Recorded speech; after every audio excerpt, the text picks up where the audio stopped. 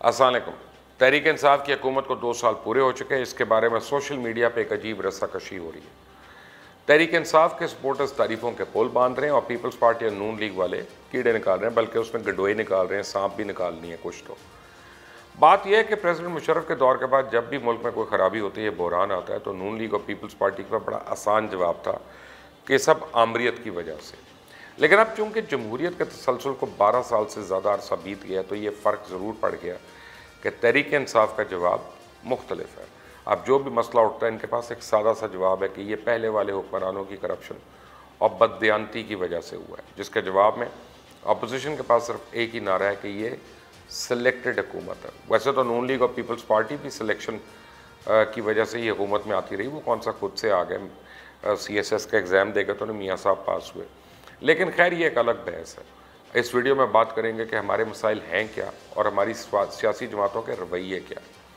दरअसल इस वक्त अपोजिशन में जितनी भी जमातें मौजूद हैं, चाहे वो पीपल्स पार्टी हो, मुस्लिम लीग हो, JUI हो, अवामी नेशनल पार्टी, पख्तूनख्वा मिली अवाम पार्टी, जमात इस्लामिया, फिर आफ्ताब शेरपाओ की जमात, ये सब हुकूमत की कारकर्दगी पर तो उंगली उठाती हैं, लेकिन इनकी अपनी कारकर्दगी बहैसियत अपोजिशन भी काफ़ी ख़राब है। और अगर तहरीक इंसाफ ने मुआशी या सियासी तौर पर कोई बड़ी कामयाबी हासिल नहीं की, तो अपोजिशन की बड़ी जमातों ने ऐसा कौन सा कारनामा किया कि वह हुकूमत का घेराव कर सकें। बल्कि उन्होंने हुकूमत का क्या घेराव करना था, वो तो अपने आप को बचा लें तो बड़ी हिम्मत होगी उनकी। पिछले साल मौलाना फजल रहमान ने कुछ हुकूमत को टफ टाइम देने की ज़रूर कोशिश की थी, लेकिन फिर वो प्लान तब्दील करके अपने पैरोकारों को प्लान B और C की झंडी दिखा के घर बैठे। और अब अपने दूसरे धरने से पहले ही मौलाना ने पीपल्स पार्टी और नून लीग के सामने एक ऐसी शर्त रख दी कि दोनों जमातें सोच पड़ गई हैं कि इनको क्या करना चाहिए। दरअसल पिछले धरने में यकीन दहानी के बावजूद नून लीग और पीपल्स पार्टी ने जिस तरह मौलाना को तनहा छोड़ दिया था, इसके बाद मौलाना अब कोई सियासी रिस्क लेने को तैयार नहीं है। दरअसल हुकूमत को लेकर इस वक्त तमाम अपोजिशन जमातों की मुख्तलिफ ख्वाहिशात हैं। एक जमात चाहती है कि वज़ीर आज़म इमरान खान इस्तीफ़ा दे, दूसरी जमात -1 फार्मूला PTI में नए वज़ीर आज़म के इंतखाब की हामी है। कोई तहरीक अदम एतमाद की बुनियाद पर वज़ीर आज़म की रुखसती चाहता है, कोई फौरी तौर पर नए मुनसिफाना और शफाफ सतह के इंतखाबात के लिए मुल्क गिर अवामी तहरीक चलाना चाहता है। और एक बयानिया तो ये भी है कि इस्टेब्लिशमेंट फौरी तौर पर इमरान खान और उनकी हुकूमत की हिमायत से दस्तबरदार हो जाए। लेकिन किसी भी एक पॉइंट पर अपोजिशन जमातों का इत्तफाक नहीं है। पीपल्स पार्टी के पास सिंध में हुकूमत है, इसलिए पीपल्स पार्टी समझती है कि अगर वफाक की हुकूमत गिरती है और नए इंतखाबात का मुतालबा किया जाता है, तो ये बात सिर्फ वफाक तक तो महदूद नहीं रहेगी, बल्कि इस रात सिंध और दूसरी सूबाई हुकूमतों पर भी पड़ेंगे। और इस वक्त सिंध को तो छोड़ें, सिर्फ कराची में जो सिंध की हुकूमत की कारकर्दगी है, इसके बाद पीपल्स पार्टी तो नए इंतखाब का रिस्क बिल्कुल नहीं ले सकती। सिंध हुकूमत ने तो कराची को बड़ी मेहनत करके अंदरून सिंध में तब्दील कर दिया, और हालत तो यह है कि अवाम को पीने का पानी मैसर नहीं है। लेकिन आजकल होने वाली बारिशों की वजह से आबादियों में इतना पानी ज़रूर खड़ा है कि घरों के अंदर सिर्फ पानी ही पानी है। और गैर एलानिया लोड शेडिंग की वजह से बिजली आती कम है, जाती ज़्यादा है, पीने को पानी नहीं, इस्तेमाल के लिए बिजली नहीं। लेकिन बारिशों के दौरान करंट लगने से सैकड़ों अफराद हर सीज़न में अपनी जान से हाथ धो लेते हैं। और ये कहानी सिर्फ इस साल की नहीं है, पिछले न जाने कितने सालों से कराची की यही सूरत हाल है। इस वक्त कराची में सियासी बिसात भी बड़ी दिलचस्प है।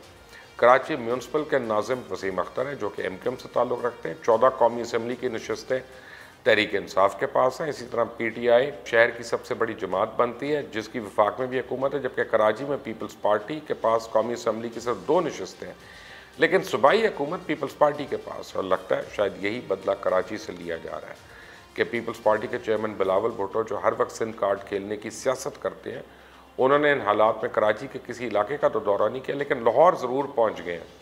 उनके पास कराची के अवाम के लिए कोई वक्त नहीं है, अलबत्ता अपोजिशन रहनुमाओं से मुलाकात करने का ज़रूर वक्त है। वैसे भी इनकी कराची की अवाम से क्या दिलचस्पी। वो लोग जिनको बिलावल में बड़ा सियासी लीडर नज़र आता है, उनको तो मेरा मशवरा है कि उन्हें पहले 6 महीने में एक लैंग्वेज कोर्स करवाएं, ताकि वो यहाँ के लोगों की ज़ुबान तो बोल सके और समझ सके। फिर वो शायद यहाँ के लोगों का थोड़ा बहुत दुख दर्द भी महसूस कर सकेंगे। इन हालात में कोई बेहतरी लाने की बात करेंगे, ना कि सिर्फ अपने वालिद को नैब केसेस से बचाने की। दूसरी तरफ नून लीग इस वक्त नवाज़ और शहबाज ग्रुप में तकसीम है। शहबाज शरीफ वैसे तो खान साहब पर इल्ज़ाम लगाते हैं कि वो सिलेक्टेड है, लेकिन इनकी शदीद ख्वाहिश है कि इमरान खान को हटा दिया जाए और इनको सिलेक्ट कर लिया जाए। जबकि नवाज़ शरीफ ने अपने आप को पाकिस्तान से बाहर रखने के लिए और इस उम्मीद पर कि शायद इनकी बीमारी की वजह से मरियम को भी मुल्क से बाहर जाने की इजाज़त मिल जाए, उन्होंने हर एक बीमारी खुद को लगा ली है। और इनकी चालाकियाँ चेक करें। कि वो बीमारी और अवाम और अदालत को बताना चाहते हैं कि इनकी मेडिकल रिपोर्ट्स बनवा कर पेश कर लेते हैं। पहले प्लेटलेट्स का मसला था, अब diabetes, cardiac, kidney, blood pressure, उसके अलावा भी खतरा इनको कोविड-19 भी हो सकता है। इसलिए कॉफ़ी पीने बाहर तो जा सकते हैं, लेकिन कोरोना के ख़तरे की वजह से पाकिस्तान नहीं आ सकते। और मरियम नवाज़ हर सूरत बाहर जाना चाहती हैं। चुड़ैल ने तो यहाँ तक मुखबरी दी है कि अगर मरियम को बाहर जाने की इजाज़त ना मिली तो वह ताजरों और टीचर्स और डॉक्टर्स को भी अपने मकासद के लिए इस्तेमाल कर सकती हैं और इनसे एहतजाज करवा के हुकूमत पर दबाव डलवाएंगी कि किसी तरह इनको बाहर जाने की इजाज़त मिल जाए। लेकिन सवाल ये कि शहबाज शरीफ के साथ दिए बगैर क्या वो पंजाब में ऐसा कर सकेंगी या नहीं। इसलिए जमात तो खुद ही अपने लिए काफ़ी है। जब तक इनकी आपस की लड़ाइयाँ ख़त्म नहीं होती, इमरान खान के खिलाफ तो ये कुछ नहीं कर सकते। अवामी नेशनल पार्टी, पख्तूनख्वा मिली पार्टी तो अपोजिशन की सियासत का हिस्सा है, लेकिन ये जमातें कुछ ज़्यादा एक्टिव नहीं है। बस बड़ी जमातों के साथ मिलकर बयानबाजी की हद तक ये अपोजिशन कर रही हैं। यही रवैया आजकल आफ्ताब शेरपाव का भी है।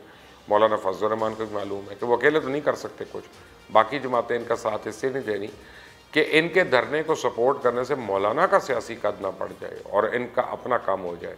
जमात इस्लामी काफ़ी एक्टिव है, लेकिन वो अकेले हुकूमत को चैलेंज करना चाहती है ताकि इस सियासी बहरान में भी अपनी अलहदा शनाख्त को हर सूरत कायम रखे, जो कि अभी मुश्किल नज़र आ रहा है। इसी मजबूरी तौर पर हमारी हुकूमत और अपोजिशन बस दोनों गुजारा ही कर रही हैं। पाकिस्तान ने जमहूरियत का तसलसल तो हासिल कर लिया, लेकिन ये सियासी जमातें जिस जमहूरियत का ख्वाब दिखाकर और आवाम से जो वादे करके इक़्तिदार में आती हैं वो आज तक पूरे नहीं हुए। आवाम के आज के जमहूरी दौर में भी वही मसाइल हैं जो कि आमरीत के दौर में थे, शायद कम थे, क्योंकि ये नुमाइंदे या तो पार्लियामान में इकट्ठे होते ही नहीं, अगर होते भी हैं तो वहाँ लड़ाइयों से भरपूर तकरीरों के अलावा और कुछ नहीं होता।